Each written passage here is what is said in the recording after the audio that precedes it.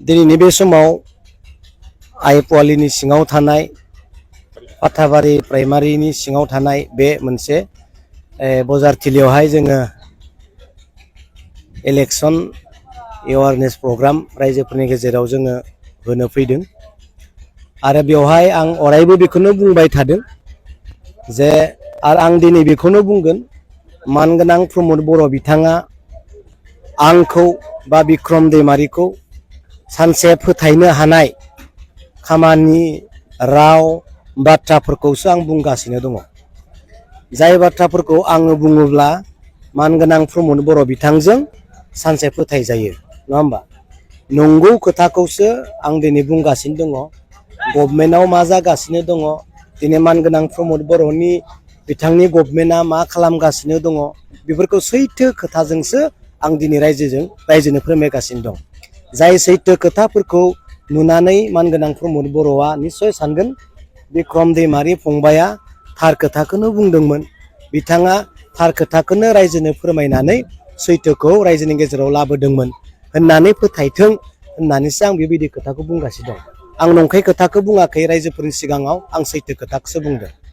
दा नैथियाव आं बुंगोन मानगोनां इउजि ब्रह्म सार बिथाङा बुंदों सासन बेबस्थाया मोजां नङाब्ला मोनखानाय रायजोआबो गोमालाङो नङा होमबा? बुंदोंना बिथाङा बुंदों सासन बेबस्थाया मोजां नङाब्ला मोनखानाय रायजोआबो गोमालाङो। मोनखानाय रायजोआव मा थायो? गावनो गाव खुंथाय गोहो बोलो एडमिनिस्ट्रेटिभ सिस्टेमनि पावार गासैखौबो जों दिनै मोननो हादोंमोन। नाथाय मानगोनां इउजि ब्रह्मनि खुगानिफ्राय मोनसे बेसेन गोसा बाख्नायथाव आरो मानिनो गोनां मोनसे खोथा ओंखारदों जे सासन बेबस्थाया मोजां नङाब्ला मोनखानाय रायजोआबो गोमालाङो आरो गोमालांनो बारा गोबाव सम नाङा होनना बिथाङा बुङाखै होनबा?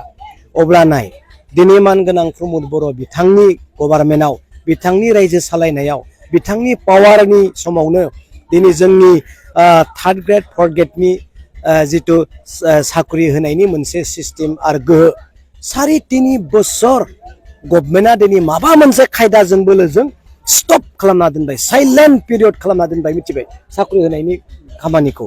अब्ला नाय आं मोनसेल'सो बुंबाय, गोबां बिब्दिनो खामानिफोर दोङो जायफोरखौ दिनै बुंनानै बुंस'नो हाया।